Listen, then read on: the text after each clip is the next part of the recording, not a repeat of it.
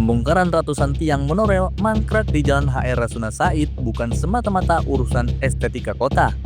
Setelah 2 dekade dibiarkan berdiri tanpa fungsi, tiang-tiang itu akhirnya disingkirkan demi kepastian hukum penataan kota dan kelancaran lalu lintas. Keputusan ini merupakan akumulasi persoalan hukum, kebutuhan proyek, serta tarik ulur tanggung jawab antara pemerintah Provinsi DKI Jakarta dan kontraktor. Pemerintah Jakarta menjadwalkan pembongkaran 109 tiang bekas proyek monorel yang ada di Kuningan, Jakarta Selatan itu pada pekan ke-3 Januari 2026. Kata Gubernur DKI Jakarta Pramono Anung pada Selasa 6 Januari 2026. Pemerintah provinsi, menurut politikus Partai Demokrasi Indonesia Perjuangan itu, memilih langkah teknis yang meminimalkan gangguan lalu lintas di salah satu koridor tersibuk di Jakarta itu. Pemerintah Jakarta menegaskan sejatinya kewajiban pembongkaran ada di tangan PT Adikarya Persero, kontraktor proyek monorel. Pernyataan itu, kata Pramono, didasarkan pada putusan pengadilan dan kejaksaan tinggi. Dilansir dari Antara pada Juni 2025, berdasarkan putusan pengadilan negeri serta arahan Jaksa Agung Muda bidang Perdata dan Tata Usaha Negara, status hukum aset tiang-tiang monorel mangkrak itu adalah milik PT Adikarya, sehingga perusahaan itu berkewajiban membongkarnya, ujar Pramono pada 11 Juni 2025. Gubernur Pramono dan manajemen PT Adikarya bertemu pada Oktober 2025 untuk membahas pembongkaran sekaligus pendampingan hukum atas langkah tersebut. Namun hingga akhir tahun belum ada kepastian ihwal pelaksanaan di lapangan. Sekretaris Korporasi PT Adikarya Rozi Sparta menyatakan skema final pembongkaran masih dibahas. Rozi saat itu mengatakan skema tersebut masih dibahas bersama para pemangku kepentingan terkait agar pelaksanaannya sesuai dengan ketentuan. Ketidaktegasan itu mendorong Pramono mengultimatum Adikarya pada November 2025.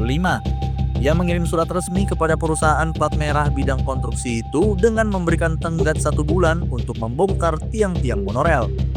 Namun surat tersebut tak berbalas. Walhasil, pemerintah Provinsi Jakarta memutuskan mengambil alih sepenuhnya pembongkaran tiang monorel yang terbengkalai itu dengan menugasi Dinas Bina Marga. Pemerintah Jakarta tak hanya membongkar tiang-tiang bekas proyek monorel terbengkalai itu, tapi juga menata infrastruktur jalan secara menyeluruh.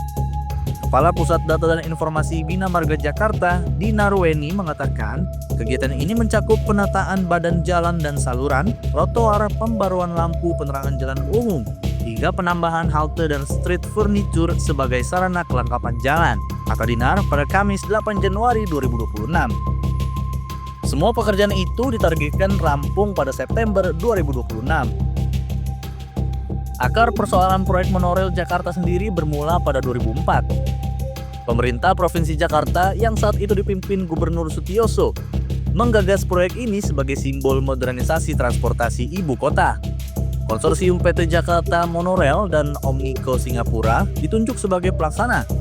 Jalur monorel dirancang sepanjang 5 km dari Casablanca hingga Karet dengan total 14 titik pemberhentian. Wakil Ketua Forum Masyarakat Transportasi Indonesia Bidang Kebijakan Transportasi Darat dan Kereta Api, Dedi Herlambang, berturkan konsep awal proyek monorel dibagi menjadi 2 tahap. Pertama, substruktur yang menjadi tanggung jawab kontraktor. Kedua, superstruktur yang menjadi tanggung jawab pemerintah provinsi dan konsorsium. Namun, setahun sejak proyek monorel di jalur Rasuna Said sampai Asia Afrika dimulai, pembangunannya tersendat. Uji beban fondasi di jalur Asia Afrika akhirnya terhenti lantaran masalah pendanaan. Jakarta Monorail gagal mendapat modal tambahan karena pemerintah tidak turut serta dalam investasi. Dari total nilai investasi proyek itu yang senilai 670 juta US dollar, sebanyak 470 juta US dollar berasal dari pinjaman luar negeri.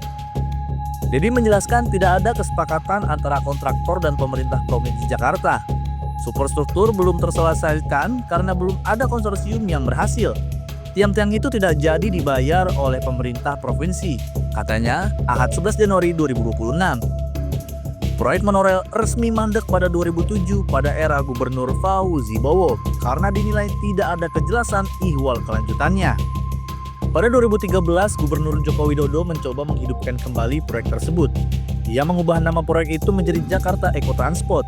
Namun inisiatif ini tak berbuah hasil dan berakhir pada 2015. Gubernur berikutnya Selanjutnya, Basuki Cahayapurnama alias Ahok kembali menghentikan proyek tersebut karena kontraktor dinilai tidak mampu memenuhi 15 syarat yang ditetapkan pemerintah provinsi.